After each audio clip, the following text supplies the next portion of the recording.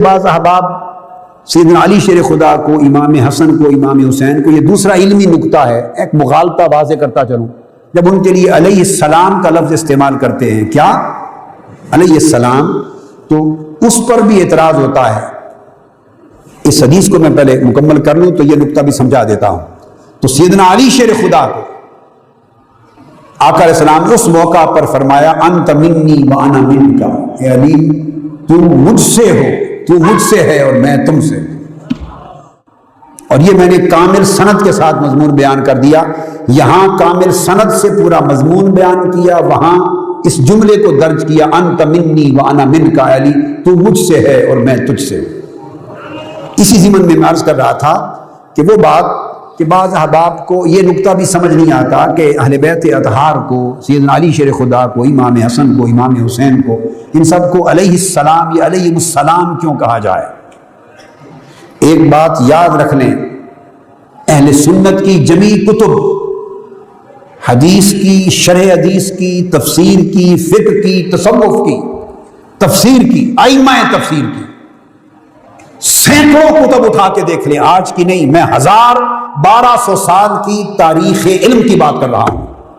آپ ان کتابوں کو پڑھیے، ہمارے ائمہ تفسیر، ائمہ حدیث، ائمہ تصوف و معرفت اور ائمہ فقہ اور ائمہ تاریخ اہل سنت کے سارے جب اہل بیت اطہار کے ائمہ کا ذکر کرتے تو ان کے نام کے ساتھ اکثر اوقات علیہ السلام لکھا کرتے ہیں۔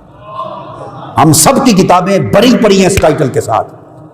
تو گویا جو شخص اہل السنت والجماعت ہونے کا کلیم کرتا، دعویٰ کرتا ہے یا خیال رکھتا ہے، اسے تو اہل بیت اطہار اور ائمہ اہل بیت کے نام کے ساتھ علیہ السلام کے لقب پر اعتراض ہونا نہیں چاہیے کہ 1200 سال کی تاریخ علم، ہزارہ کتب ہماری علیہ السلام کے لفظ کے ساتھ بری پڑی ہیں۔ جس کتاب کو اٹھائیں آپ کو ان کے نام کے ساتھ علیہ السلام ملے گا۔ یہ کوئی اس 15ویں صدی میں میں نے ایجاد نہیں کیا،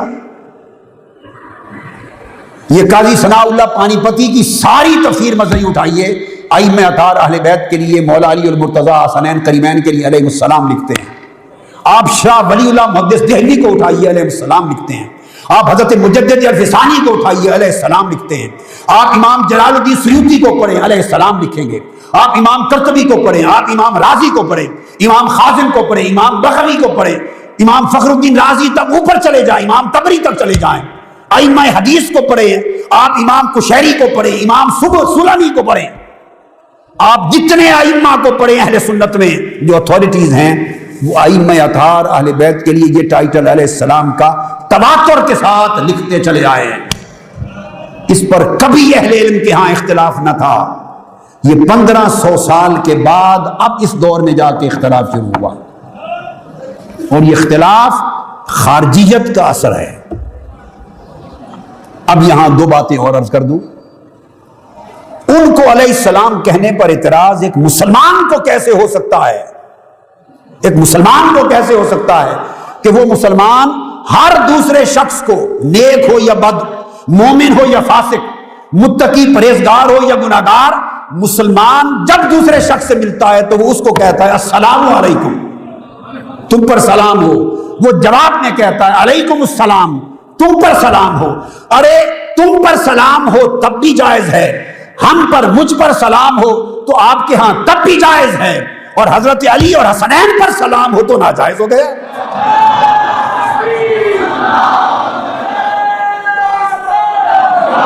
ہم ہر روز السلام علیکم وعلیکم السلام کہتے ہیں، یہ شعار اسلام ہے، اسلام کا شعار ہے۔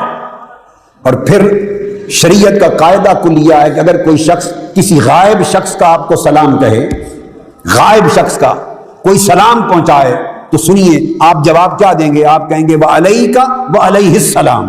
اب وہ سیدھا علیہ السلام بھی آ گیا۔ اگر کسی شخص کا سلام پہنچایا آ کر دوسرے نے اور وہ شخص آپ کے سامنے موجود نہیں، تو یہ کسی عالم دین سے پوچھئے، خواہ اس کا تعلق سلفی اہل حدیث مکتب فکر سے ہے، خواہ اس کا اہل سنت مکتب فکر سے ہے، دیوبندی کہلاتا ہے، بریلوی کہلاتا ہے، شیعہ کہلاتا ہے، وہ حنفی کہلاتا ہے، مالکی کہلاتا ہے، شافعی، حنبلی، جعفری، کسی عالم دین سے پوچھئے کہ غائبانہ کوئی سلام پہنچائے تو جواب کیا ہوتا ہے؟ وہ آپ کو بتائے گا متفقہ جواب ہے علیکہ و علیہ السلام۔ علیکہ کا مطلب ہے کہ تم پر بھی سلام ہو، یہاں تک بات ختم ہو گئی۔ اگلا لفظ بتائیے کیا ہے؟ وہ علیہ السلام۔ وہ جس نے کراچی سے سلام بھیجا وہ تو علیہ السلام بن گیا، وہ جس نے ملتان سے سلام بھیجا وہ تو علیہ السلام ہو گیا، ہر شخص اس کو علیہ السلام کہہ لے۔ اور وہ جو مدینے والے ہیں، وہ جو خانوادہ مصطفیٰ ہے، وہ جو ذریت رسول ہے، ان کو علیہ السلام کہا تو اعتراض کہاں سے آ گیا؟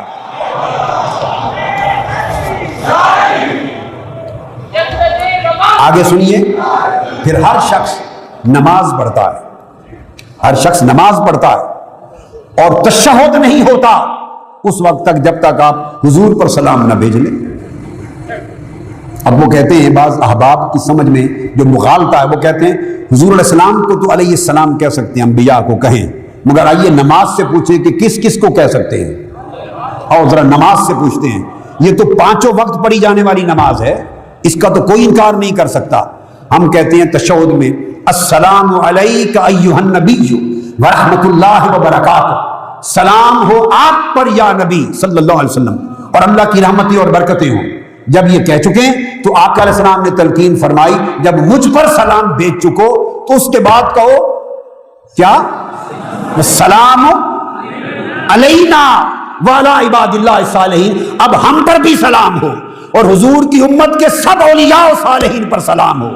ارے ہر نمازی نماز میں اپنے آپ کو تو علیہ السلام بنا رہا ہے، ہر نمازی علیہ السلام بن گیا، نماز میں ہر نمازی علیہ السلام ہو گیا۔ سلام علینا، ہم پر سلام ہو، اپنے اوپر سلام کرنا ہر نمازی کے لیے جائز ہو گیا۔ اور ارے کچھ وہ بھی تھے جن پر نمازیں فخر کرتی تھیں، انہیں علیہ السلام کہا تو کس چیز کا اعتراض بنا اور کہاں سے بنا؟ میں تو اس اعتراض کی اصل آج تک سمجھ نہیں سکا کہ اس کی جڑ کیا ہے، اس کی جڑ کیا ہے۔